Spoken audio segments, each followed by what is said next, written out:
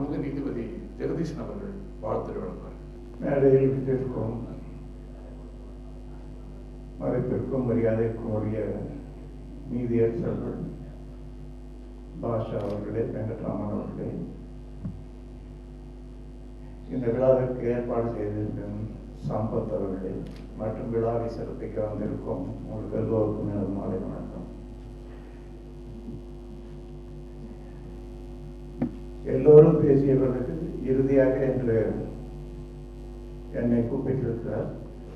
என்னுடைய வேலை நீங்கள் எல்லோரும் சொல்லியதை ஆமோதித்துக் கொண்டு ஒன்றை மட்டும் கூற வேண்டும்.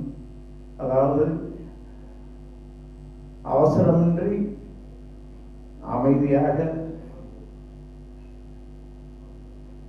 கேட்டு தாமதமின்றி தீர்ப்பு சொன்ன இருவர் என்று நான் கேள்விப்பட்டேன்.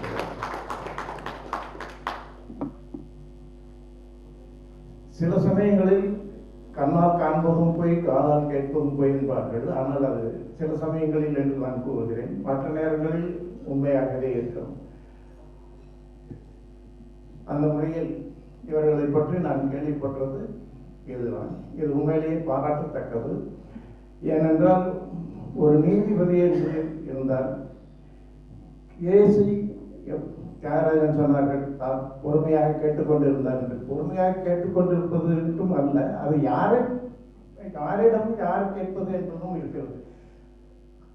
அந்த பெண் வழக்கறிஞர் இல்லை, அதனால் தனக்கு வேண்டியதை பேசிக் கொண்டிருக்கிறாள். அந்த நேரத்தில் பொறுமை நமக்கு வேண்டும். ஒரு வழக்கறிஞர் தன்னுடைய வாதத்தை எப்படி செய்ய வேண்டும், எப்படி கோர்ட்டில் வாதாட வேண்டும் என்பதை புரிந்து கொண்டவர், தெரிந்து கொண்டவர். அவர் வீணாக நேரத்தை செலவழித்துக் கொண்டு கொண்டிருந்தால் அந்த இடத்தில் பொறுமை கூடாது. ஆனால் சில சமயங்களில் நான் வெங்கட்ராமன் அவர்களிடம் சொல்லியிருக்கிறேன், ரெட் பென்ஷனில் உட்காரும் பொழுது நீங்கள் இன்னும் கொஞ்சம் ஸ்ட்ராங்காக இருக்க வேண்டும் என்று. அதை ஏன் சொல்கிறேன் என்றால், இன்றைக்கு சுப்ரீம் கோர்ட்டில் வேடிக்கை பார்த்துக் கொண்டிருக்கிறீர்கள் என்ன நடக்கிறது என்று. அரசாங்கம் தன் இஷ்டத்திற்கு எதையும் செய்ய முடியும் என்ற ஒரு நிலை இருக்கக்கூடாது.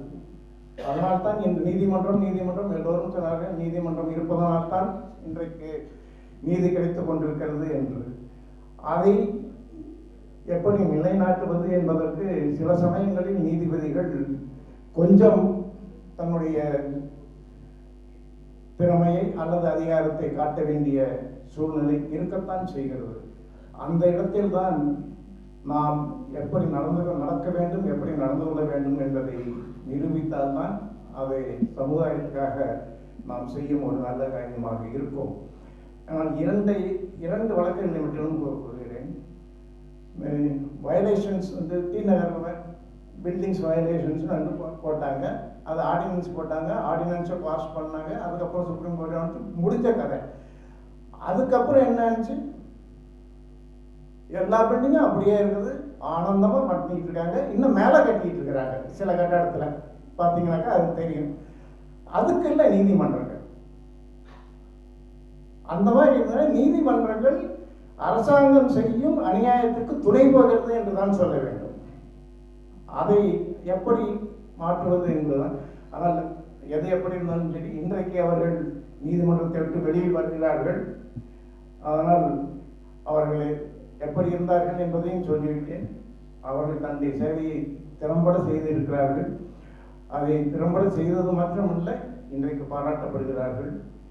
ஆனால் இன்றைக்கு ஒரு 3 நீதிபதிகள் ஓய்வு இந்த மாதம் ஓய்வு பெற்றிருக்கிறார்கள். அதாவது சிறந்த நீதிபதிகள், சீக்கிரமாக தீர்ப்பு சொல்லுபவர்கள் ஓய்வு பெற்றிருக்கிறார்கள் என்றால் தாமதம். இனிமேல் அரியர்ஸ் அதிகமாயிடும் என்று சொல்லிக் கொண்டிருக்கிறார்கள். இன்னும் ஒன்று, அரியர்ஸை குறைப்பதற்கு நீதிபதிகள் எண்ணிக்கையை அதிகப்படுத்த வேண்டும் என்று. எண்ணிக்கையை அதிகப்படுத்துவதனால் அரியர்ஸ் குறைந்துவிடும் என்பது எல்லோருக்குமே தெரியும். எவ்வளவு தூரம் குறையும் என்று.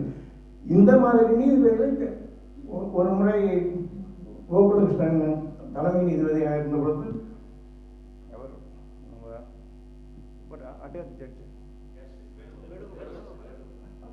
அடாக் 2 வருஷம் நீதிபதியை செய்தார்கள். இந்த மாதிரி நீதிபதிகளை அட்டாச்சாக போட்டு வேலை வாங்கலாமே ஒழிய எண்ணிக்கையை அதிகப்படுத்துவதனால் நிச்சயமாக அரியர்ஸ் குறையாது. அப்படியே இல்லை இருந்தாலும் கூட எண்ணிக்கை அதிகப்படுத்தினாலும் வேலை செய்பவர்களை பார்த்து நீதிபதிகளாக தேர்ந்தெடுக்க வேண்டும். அது இல்லாமல் ஜாதி அது இது என்று அந்த வைத்துக் கொண்ட அடிப்படையில் கேட்கிறார்கள் என்ற முறையில் அதை போட்டுக் கொண்டிருந்தால் வேலை செய்யாத நீதிபதிகள் தான் இன்றைக்கு அதிகமாக இருக்கிறார்கள். 1/3 நீதிபதிகள் தான் வேலை செய்து கொண்டிருக்கிறார்கள். அது என்றென்றும் இன்று மட்டும் இல்லை, ஆரம்பத்திலிருந்தே பார்த்தீர்கள் அப்படித்தான் இருக்கும். அந்த நிலை மாற வேண்டும். ஏனென்றால் அரியர் சகோதரர்கள் இன்னைக்கு பிரசிடென்ட் மெர்சி பெட்டிஷன்ஸ் பெண்டிங்காக இருக்குது. 6 வருஷம் 7 வருஷம் அப்போ இன்னொரு பிரசிடென்ட் அப்பாயின்ட் பண்ண முடியுமா? அந்த மாதிரி தான் யோசிக்கணும். இது வழிநாயகம் சொன்னார், வயசை ஏற்றிருக்கலாம் நீங்கள் எல்லாம் நினைத்தார் என்றார். ஆனால் உங்கள் கையில் தான் இருக்கிறது.